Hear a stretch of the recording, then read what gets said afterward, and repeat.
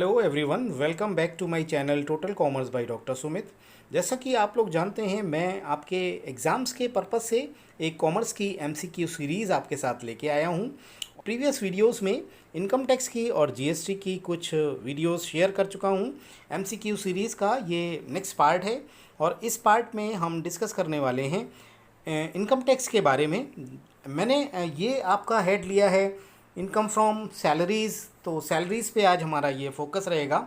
और ये किसी भी एग्ज़ाम लेवल पे, चाहे आप DSSB का एग्ज़ाम दे रहे हों या पीजीटी या हायर एजुकेशन का एग्ज़ाम हो या नेट का एग्ज़ाम हो, स्पेशली मैं ये सीरीज़ उन्हीं लोगों के लिए लाया हूँ। आइए मूव करते हैं अगले स्लाइड पर, देखते हैं क्या है इस स्लाइड में।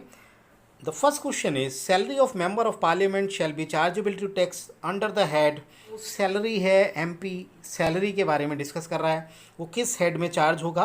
तो इसका करेक्ट आंसर है इनकम फ्रॉम अदर सोर्सेज, क्योंकि सैलरी का हेड होने के लिए एम्प्लॉयर और एम्प्लॉई रिलेशनशिप इज़ नेसेसरी, और यहाँ पर ऐसा कोई रिलेशनशिप नहीं है एम्प्लॉयर और एम्प्लॉई के बीच में। So this income belongs to income from other sources. चलते हैं अगले स्लाइड पर। Fee received by the employee from his employer shall be charged to tax as। अब इस क्वेश्चन के बारे में हमें देखना होगा कि fee receive from employer and employee, ये रिलेशनशिप आ गया। इसका मतलब it will be C, salary income treat की जाएगी, क्योंकि एम्प्लॉई को एम्प्लॉयर से ये फीस मिल रही है, एम्प्लॉयर और एम्प्लॉई रिलेशनशिप एग्जिस्ट कर रहा है, तो ये इनकम फ्रॉम सैलरी ही ट्रीट होगी। बढ़ते हैं अगले स्लाइड पर। अगला स्लाइड है any gift receive by an employee from employer is chargeable to taxes. अब अगर कोई आपको गिफ्ट मिल रहा है एम्प्लॉई को एम्प्लॉयर से, that is chargeable under the head salaries. वो गिफ्ट की क्या लिमिट है अभी आगे वीडियो में मैं आपसे शेयर करूंगा, लेकिन it is the salary income. देखते हैं अगला क्वेश्चन। अगले क्वेश्चन है under section 89 employee can claim relief from tax payable in respect of. तो हम जानते हैं section 89 specially it is for arrears of salary, तो इसका करेक्ट आंसर होगा एरियर्स ऑफ सैलरी। आगे बढ़ते हैं। Next question is exemption in respect of house rent allowance in case of metro cities is below of the following 50% of salary, HRA actual received, rent paid in excess of 10% of salary. इनमें से क्या, lower, higher, any और none. तो हम जानते हैं it is lower of the following. हमें इन तीनों में से जो भी सबसे कम होगा उसको एग्जेम्प्ट कर देना है। तो जो एग्जेम्पशन मिलेगी, least of the following will be exempt, और इस मेट्रो के केस में ये 50% है, अदरवाइज ये बाकी सिटीज़ में 40% रहता है। HRA के डिडक्शन को हम ऑलरेडी देख चुके हैं एग्जेम्पशन को। अगला क्वेश्चन है in case of non-government employees the value of perquisite in respect of rent free accommodation provided to the employee will be value of furnished accommodation plus 10% of furniture if furniture is owned by the employer। तो हम जानते हैं कि ये employer की जो cost होती है उसका 10% हम इसमें इंक्लूड कर लेते हैं, जो value of rent free house के लिए कंप्यूट किया जाता है। तो it's answer is a, cost of furniture. Next slide पर मूव कर लेते हैं। अगला क्वेश्चन कह रहा है the maximum exemption in respect of HRA is. HRA के बारे में एग्जेम्पशन दे रहा है, तो इसमें हमें मालूम है कि it is none of the above, क्योंकि HRA की कोई एग्जेम्पशन मैक्सिमम डिफाइंड नहीं है, कोई दे नहीं रखी है, तो इसका करेक्ट आंसर होगा नन ऑफ द एबव। बढ़ते हैं अगले स्लाइड पर। अगले स्लाइड में what will be the value of perquisite in respect of free education facility provided to the children of the employee if the education facility is provided in the school of employer। यहाँ दो चीज़ें आपको important हैं, एक तो education facility मिल रही है free, और दूसरा एजुकेशन जो प्रोवाइड हो रही है वो स्कूल ऑफ एम्प्लॉयर है। तो इस केस में आपको मालूम होगा कि ये बी करेक्ट आंसर करेक्ट होगा, क्योंकि cost of such education in a similar school उसको हम वैल्यू ऑफ परक्यूजिट मानेंगे। तो it's correct answer is B. अगले क्वेश्चन में the upper limit of relief under section 89 इज 3 lakhs, 5 lakhs, 10 lakhs और नन। हम जानते हैं कि इसमें कोई भी अपर लिमिट स्पेसिफाइड नहीं है सेक्शन 89 में, तो इसलिए इसका आंसर होगा D, none of the above. आइए देख लेते हैं अगला क्वेश्चन। अगला क्वेश्चन है employers contribution to unrecognised provident fund, ये यहाँ पर प्रोविडेंट फंड अनरिकग्नाइज है।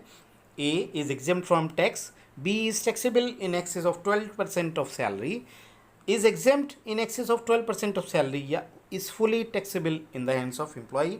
तो इसका आंसर होगा A is exempt from salary।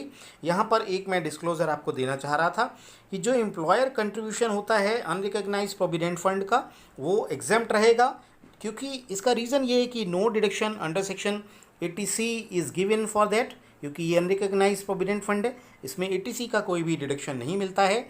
एक बात और है, employers contribution and interest to unrecognised provident fund is not taxable at all, तो ये एग्जेम्प्ट रहता है। The question is meaning of term salary is defined under section of the act, इसको किस एक्शन में डिफाइन किया गया है? तो it's correct answer is C, under 17(1) the income from salary is defined.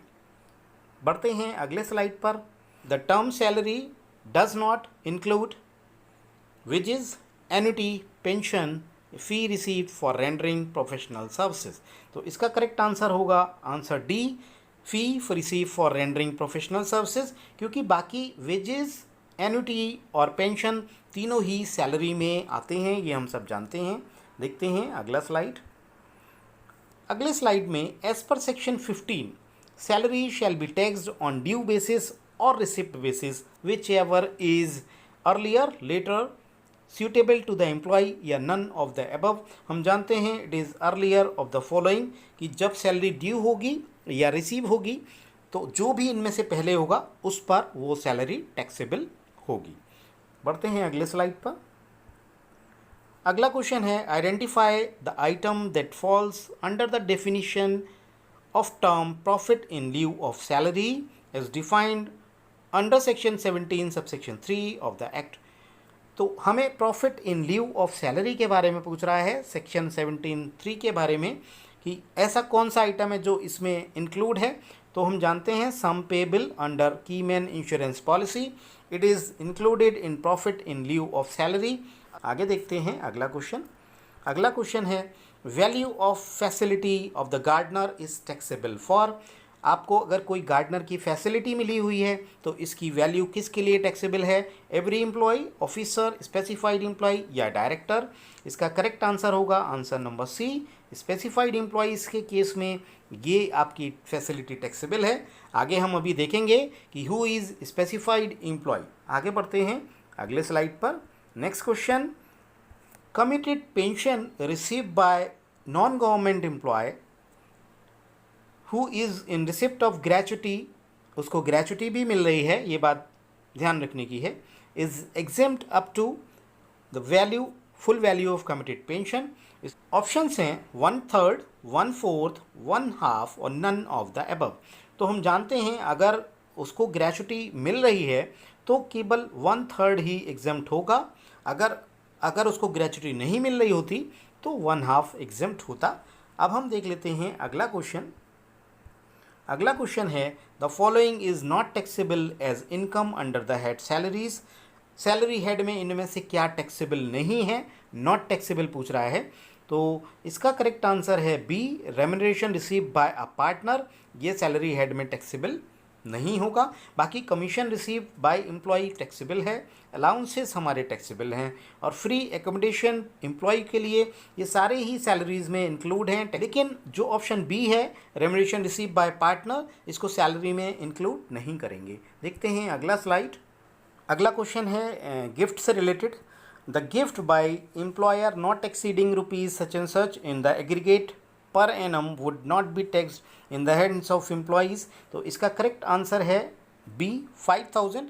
इसका थोड़ा एक्सप्लेनेशन मैं आपको बता दे रहा हूँ कि देखिए, अगर किसी एम्प्लॉय को एम्प्लॉयर से गिफ्ट मिल रहा है, चाहे कोई भी रिलीजियस ओकेज़न हो, दीपावली हो, क्रिसमस हो, ईद हो, तो इन पर जो भी गिफ्ट मिलते हैं अगर इट इज़ अप टू 5000 तो ये टोटली एग्जेम्प्ट हैं। तो अगर गिफ्ट आपको एम्प्लॉयर से मिल रहा है और इसकी वैल्यू लेस देन 5000 है तो ये एग्जेम्प्ट होगा in the hands of employee. ठीक है, बढ़ते हैं अगले स्लाइड पर। अगला क्वेश्चन है identify the employee who is not specified employee. मैंने आपसे बताया था कि स्पेसिफाइड एम्प्लॉयज़ के बारे में हम आगे स्लाइड में डिस्कस कर लेंगे। तो हु इज़ स्पेसिफाइड एम्प्लॉय, इसको देख लेते हैं। Employee who is a director of a company, yes, it is specified employee. Employee having substantial interest of company, yes, it is also included in specified.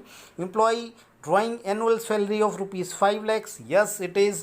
और employee drawing annual salary of 48,000, तो इसका correct answer होगा D, क्योंकि employee having 50,000 और मोर, यानी अगर किसी employ की सैलरी, कैश सैलरी की बात हो रही है, कैश टैक्सेबल सैलरी अगर 50,000 से ज़्यादा है तो वो स्पेसिफाइड एम्प्लॉय ट्रीट किया जाएगा। बस ये आपको ध्यान रखना है। ये perquisites taxable for specified employee कौन कौन सी हैं?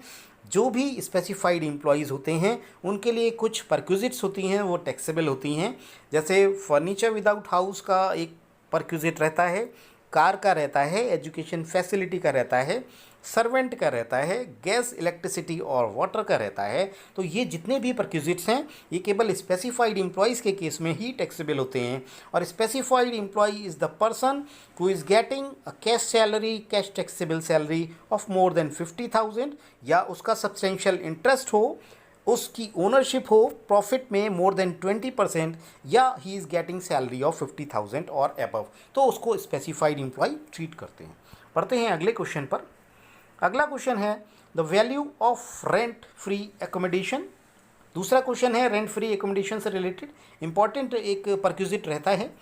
तो value of rent free perquisite, rent free accommodation in the hands of government employee is equal to, अगर वो गवर्नमेंट एम्प्लॉय का केस है तो उसमें हम जानते हैं A option is correct, license fee charge for such accommodation. तो गवर्नमेंट एम्प्लॉयज़ के केस में आपको लाइसेंस फ़ी ही लेना है, no relevance for fair rent, municipal value and standard rent. तो इसका करेक्ट आंसर होगा license fee charge for such accommodation. पढ़ते हैं अगले स्लाइड पर। अगला क्वेश्चन बहुत इंपॉर्टेंट वन है, ये असेसमेंट ईयर 2021 के अकॉर्डिंग मैं सारे ये पॉइंट्स लिए हुए हैं। तो वो ये बहुत इंपॉर्टेंट क्वेश्चन है, ये ध्यान रखिएगा आप, most important question I believe. तो what is the amount of standard deduction under the head salary? Assessment year 2021 की बात कर रहा हूँ मैं। तो सैलरी का स्टैंडर्ड डिडक्शन जो अभी फाइनेंस एक्ट है उसमें चेंज हुआ है और इसको अप टू 50,000 कर दिया गया है। तो इट्स करेक्ट आंसर इज़ 50,000, क्योंकि पहले ये 40,000 था, अब इसको इंक्रीज़ करके 50,000 कर दिया गया है। इसको आप लोग ध्यान रखिएगा। तो स्टैंडर्ड डिडक्शन का अमाउंट आपको अब 50,000 करना है। बढ़ते हैं अगले स्लाइड पर। नेक्स्ट क्वेश्चन है the maximum amount of deduction in respect of entertainment allowance to government employee. ये इंटरटेनमेंट अलाउंस के बारे में चर्चा हो रही है और वो भी गवर्नमेंट एम्प्लॉय को मिल रहा है। तो उसमें मैक्सिमम अमाउंट पूछ रहा है आपसे कि डिडक्शन मैक्सिमम अमाउंट का कितना हो सकता है। तो हम जानते हैं इसका मैक्सिमम परमिसिबल डिडक्शन है ₹5,000। तो इसका करेक्ट आंसर तो ऑप्शन ए होगा। और इसमें एक और डिस्क्लोजर मैं आपको बताना चाहता हूँ, इसमें जो लिमिट है वो है 1/5 ऑफ सैलरी और 5,000 विच एवर इज़ लेस। इनमें से जो कम होगा 1/5 ऑफ सैलरी या 5,000 रुपीज़, इनमें से जो कम होगा वो डिडक्शन उसको क्लेम करना होगी। लेकिन इस क्वेश्चन में आपको दे रखा है मैक्सिमम परमिसिबल अमाउंट, तो इट इज़ 5,000, मैक्सिमम तो यही रहेगा। तो आपका आंसर होगा ए। बढ़ते हैं अगले स्लाइड पर। अगला स्लाइड है मैच द फॉलोइंग से रिलेटेड। तो मैच द फॉलोइंग में देखिए हमको इसको फ्रेम करना है कि कैसे मैच होंगे। ग्रेचुटी दे रखा है सेक्शन 10 सबसेक्शन 10 में, pension and commuted value of pension 10(10)(a) में दे रखी है। लीव सैलरी और salary in lieu of leave दे रखा है 10(10)(a). रिट्रेंचमेंट कंपनसेशन का सेक्शन 10(10)(b) दे रखा है और कंपनसेशन ऑन VRS दे रखा है, voluntary retirement scheme, section 10(10)(c). तो आपको ये मैं एक डिस्क्लोजर दे रहा हूँ कि मैंने ये सारे ही एक ही मैच किए हुए हैं। तो आपको you just have to see it और इसको बहुत ध्यान से आप देखिएगा। इनमें से कोई भी क्वेश्चन आपके एग्ज़ाम में आ सकता है, तो इसको बहुत अच्छे से स्क्रीनशॉट ले लीजिए। आप दोबारा भी वीडियो देख सकते हैं। ये इम्पॉर्टेंट एक स्लाइड है, तो इसको बहुत ध्यान से देखिएगा आप। अब बढ़ते हैं अगले स्लाइड पर। अगला क्वेश्चन है gratuity shall be exempt in case of. तो ग्रेचुटी किसके केस में एग्जेम्प्ट होगी, इसका आंसर देख लेते हैं। Central government and state government employee, yes. Central government, state government employee and employees in case of local authorities, yes. Central government and state government employee, employees of local authorities, employees of statutory corporation. तो हम जानते हैं कि gratuity जो भी fully exempt होगी वो in case of central government, state government और employees in case of local authorities के केस में फुली एग्जेम्प्ट होगी। इसको आप ध्यान रखिएगा। No relief for statutory corporation, तो इसलिए इसका करेक्ट आंसर बी होगा। अगला देखते हैं क्वेश्चन। नेक्स्ट क्वेश्चन उसी पैटर्न पर है, लेकिन it is related to commuted pension my dear friends. तो commuted pension receive shall be fully exempt in case of, किसके केस में एग्जेम्प्ट होगा? Government employee and employees in case of local authorities, government employees of local authorities and employee of statutory corporations. तो इसका answer होगा C, it is for all, यानी government employee, employees of local authorities, employees of statutory corporations. तो इसका correct answer होगा committed pension का सी, कि ये सभी के लिए पूरा एग्जेम्प्ट रहता है। अगला देख लेते हैं question. For the purpose of calculating exemption of gratuity salary shall include. अब ग्रेचुटी का कैलकुलेशन करते समय एग्जेम्पशन की आपको सैलरी में क्या इंक्लूड करना है ये पूछ रहे हैं। एक तो फिक्स कमीशन है, B commission if it is a fix percentage on turnover, या नन ऑफ द टू। तो हमें मालूम है कि जो हम एग्जेम्पशन ग्रेचुटी की निकालते हैं उसमें सैलरी को इंक्लूड करते हैं कमीशन को, if it is a fix percentage on turnover. तो it's correct answer will be B. बढ़ते हैं अगले क्वेश्चन पर, और अगला क्वेश्चन है लीव इनकैशमेंट से रिलेटेड, जिसको अर्नड लीव भी बोल देते हैं। तो बात करते हैं encashment of leave salary at the time of retirement, और हम जानते हैं ये रिटायरमेंट में ही इसका लीव का इनकैशमेंट होता है। तो उस fully exempt in case of, किस केस में फुली एग्जेम्प्ट है? तो इसका आंसर होगा सी। मैं करेक्ट आंसर आपको जल्दी से बता दे रहा हूँ। इसका करेक्ट आंसर सी होगा, both centre and state government employees. तो स्टेट और सेंट्रल गवर्नमेंट के जितने भी एम्प्लॉयज़ हैं उनको eight the time of retirement जो भी इनकैशमेंट ऑफ लीव या अर्नड लीव मिलेगा वो टोटली एग्जेम्प्ट फ्रॉम टैक्सेस है। पढ़ते हैं अगले स्लाइड पर। Next question is on retirement of government employee exemption is available on. अब बात रिटायरमेंट की हो रही है क्योंकि ये कंक्लूडिंग स्लाइड्स हैं। तो रिटायरमेंट में जब गवर्नमेंट एम्प्लॉय रिटायर हो रहा है तो एग्जेम्पशन किस चीज़ की आपको मिलेगी? तो पहला है कमिटेड वैल्यू ऑफ पेंशन की, अमाउंट ऑफ ग्रेचुटी की, लीव इंकेशमेंट की, या ऑल ऑफ द एबव। तो हम जानते हैं इसका answer all of the above होगा, डी, क्योंकि जो भी रिटायरमेंट होगा गवर्नमेंट एम्प्लॉय का तो एग्जेम्पशन इन सभी की मिलेगी, whether it is commuted pension, whether gratuity और लीव इंकेशमेंट। तो it's correct answer will be D, all of the above. बढ़ते हैं अगले स्लाइड पर। अगला स्लाइड है amount receive from a recognise provident fund. Recognise provident fund RPF से आपको अमाउंट मिला है रिटायरमेंट पे, at the time of retirement is exempt. तो इसमें अमाउंट पूछ रहा है कितना एग्जेम्प्ट होगा, ₹10 लाख, होल अमाउंट 5 लाख और 3 लाख। तो हम जानते हैं जितना भी रिकॉग्नाइज प्रोविडेंट फंड से रिटायरमेंट पे अमाउंट मिलेगा वो whole amount will be exempt. तो इसका आंसर होगा बी। बढ़ते हैं लास्ट स्लाइड पर, और मेरे साथ एक बार आप ज़रूर बने रहिएगा, लास्ट में मैं और अच्छा एक चीज़ बताने वाला हूँ आपको। Next is the periodic payment of money for the past service is also known as. अब जो आपको पास्ट सर्विसेज के लिए पेमेंट मिल रहा है पीरियोडिक, उसको हम जानते हैं it is called age pension. तो इसका करेक्ट आंसर होगा सी। और चीज़ आपसे डिस्कस करना चाह रहा था, अभी मैंने जो प्रीवियस स्लाइड्स में लीव इनकैशमेंट के बारे में डिस्कस किया था या लीव सैलरी के बारे में डिस्कस किया था, उसका जो मैक्सिमम लिमिट है 2021 की बात कर रहा हूँ वो 3 लाख है। ये सेशन 2021 की बात कर रहा हूँ मैं, असेसमेंट ईयर।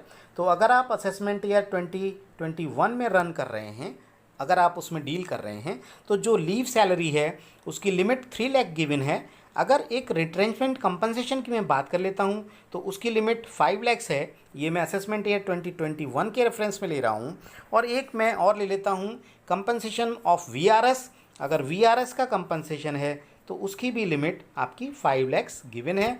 तो अगर आपको ये वीडियो अच्छा लगा हो तो प्लीज़ इसे लाइक करें, शेयर करें एंड सब्सक्राइब करें। Thank you so much. Keep watching my channel total commerce by doctor Sumit. Thank you.